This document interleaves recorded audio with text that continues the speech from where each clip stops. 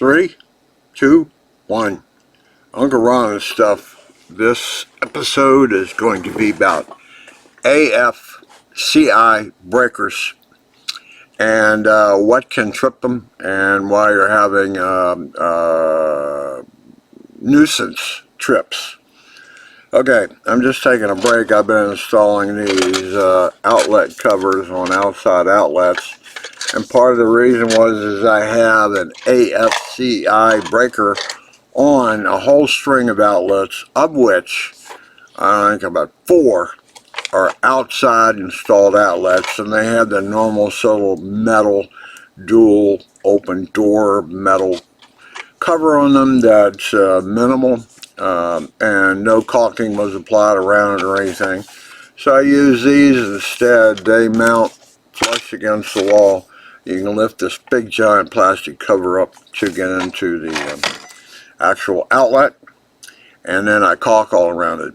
Anyway, I have an AFC circuit, and it's called the Christmas tree circuit because it runs an outlet under every window along the front of my house, of which there are 1, 2, 3, there are 6, 7, 8, 9 windows on the front of the house, under which each has an outlet to connect Christmas lights into, and they're all off of one breaker. It's a 20 amp breaker.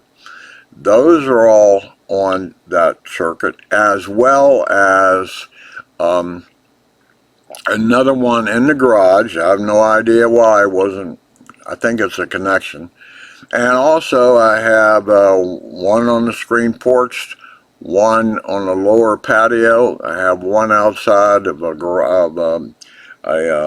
unfinished basement, and have one under what I call the barbecue grill deck. And none of those outside outlets had any sort of protection on them other than that metal clamp-on cover with just a little piece of foam in behind it. And I've been doing painting and so on, and I had discovered that, sure enough, because I was using my pressure washer on the deck, that I could shoot water in certain places or whatever. Obviously I wasn't shooting directly into the outlet, but the point being was water somehow got into outlets that were on the outside of the house.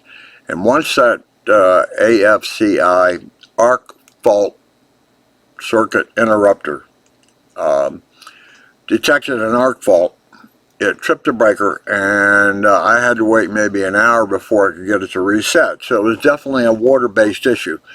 But in trying to finally, let me track down this whole AIC circuit because it runs everywhere, I started where I thought it was easy to do. And here's a couple specific aspects that I want you to click on. AFCI circuit.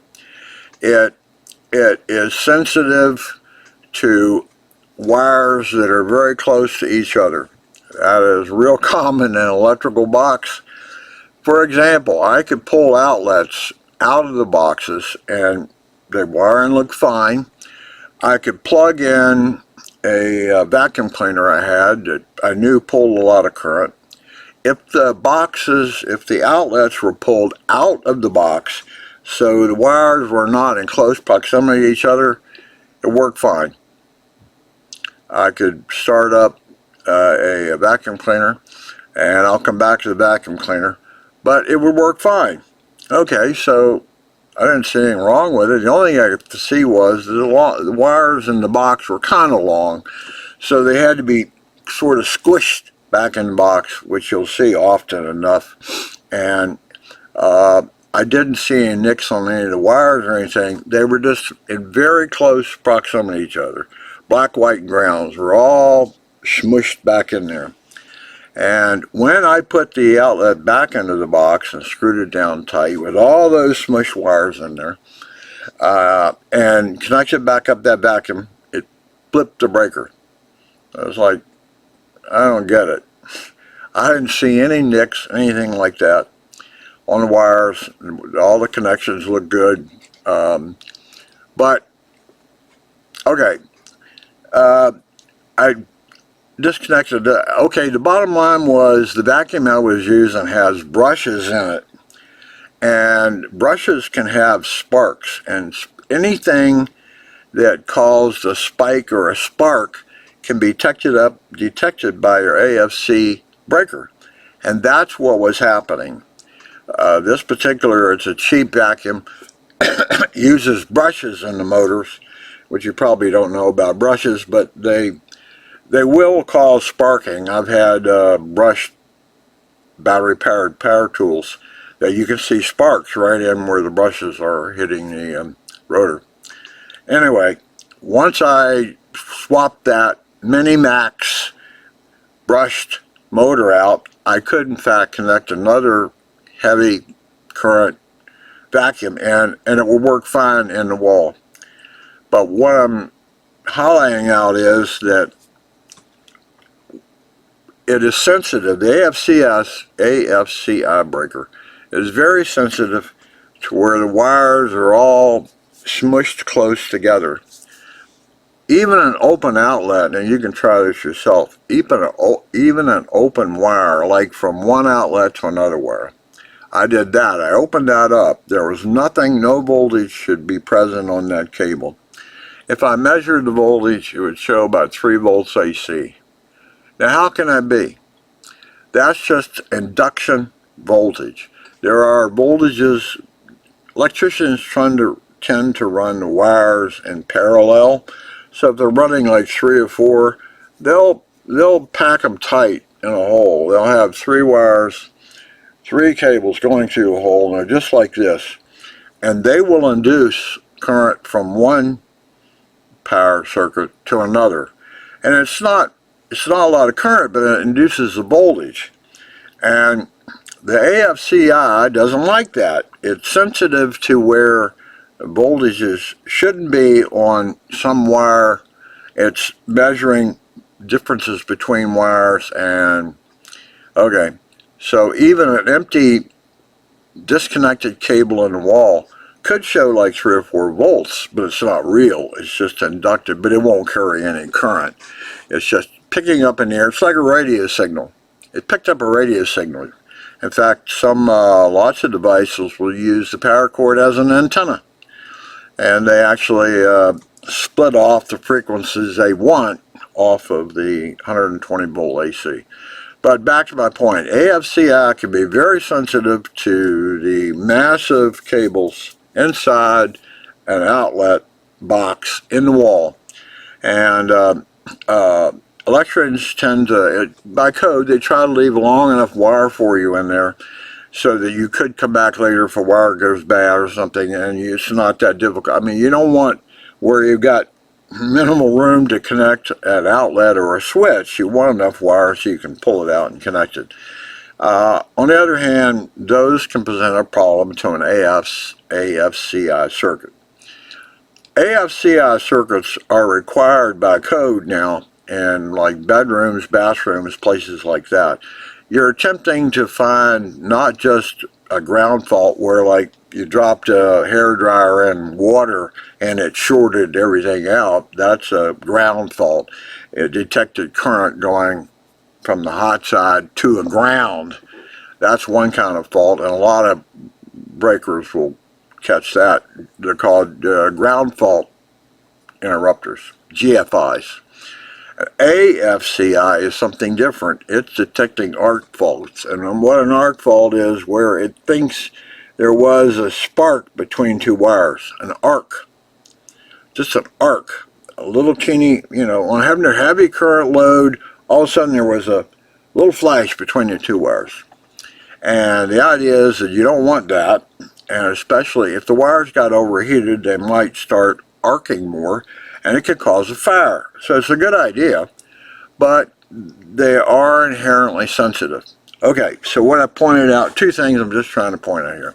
One is you can have the wires in the box so compressed in there, and so many of them, that could be the nuisance tripping that's going on.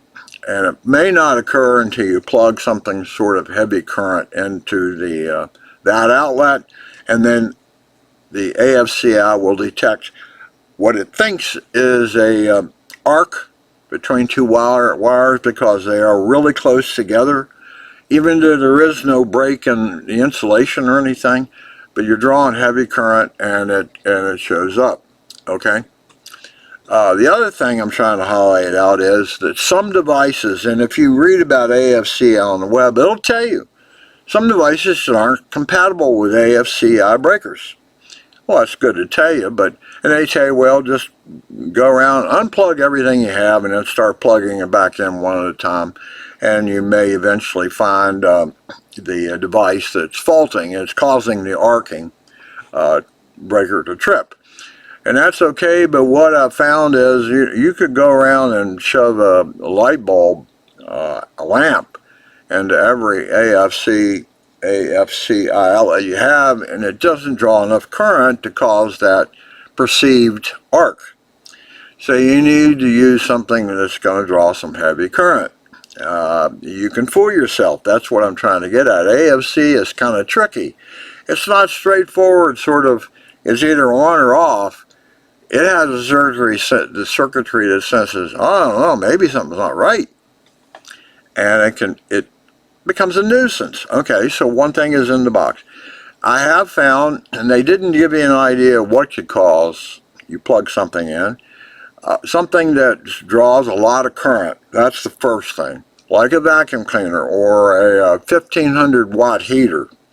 Now, it may not draw a lot of current initially, but as it heats up, it will. And the current draw through that mass of cables in there may detect what it thinks is an arc fault.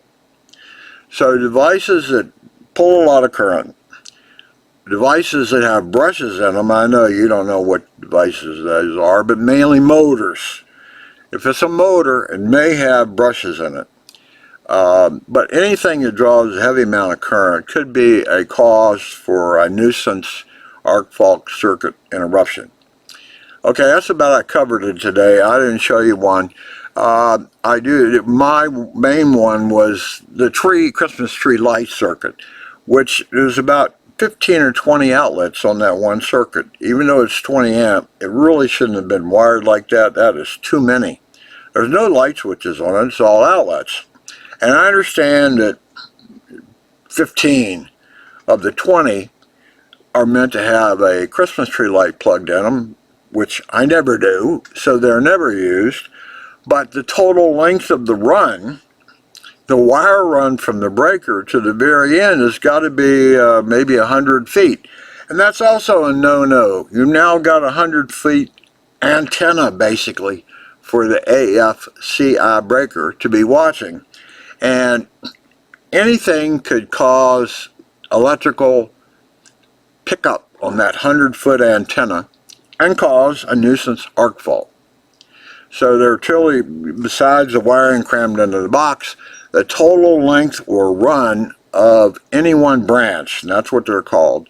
Off of the breaker you have a circuit, but the circuit may have multiple branches. It gets an outlet, and then off of there goes another wire upstairs to another set of outlets, and it may have another wire comes down here and goes to another branch, which has another series of outlets.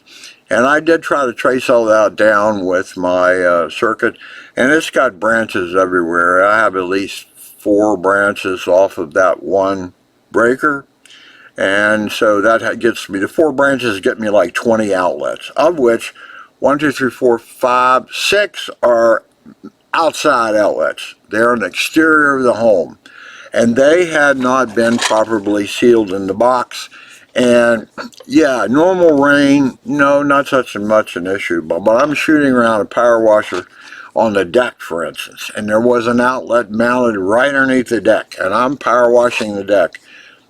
Not a surprise to me. I got water in that box, water between the 2 wires, or even between the hot and the actual bare wires, caused a trip, and it had to wait for that water to dry out and get out of there before the AFCI circuit detected no more faults.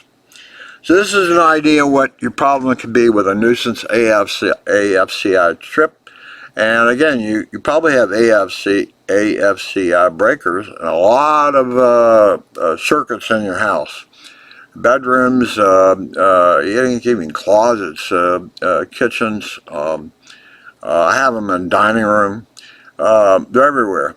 And they normally don't cause a problem because you really don't much have plugged into the outlets, and you don't have motors normally plugged into the outlet, or a heavy current device, maybe a heater. But the point is, be careful what you plug in. Don't do anything with a heavy duty motor on an AFCI circuit. That's going to cause you a problem. And anything that's outside an outside outlet, make sure it is properly sealed up and cannot get water in it, because it will cause a fault. Even though there isn't one, it will sense one, and then it'll have to wait for that circuit to dry out before the AFCI detection says, oh, it's okay, I didn't detect any spike between two wires. That's enough on AFCI. This is Uncle Ron and stuff. Today's topic was AFCI breakers, arc fault circuit interrupter. I have a dual. It's also a ground fault interrupter. You can buy duals. I think that's what may be code in most places now. Today is the 16th of June already, 2025. I hope this is properly recorded and you get some out of it. It's always too long, but that's just me. I'm long-winded. Have a good day, and see you next time. I'll do the other hand so I can push the button to stop the whole thing. Bye-bye.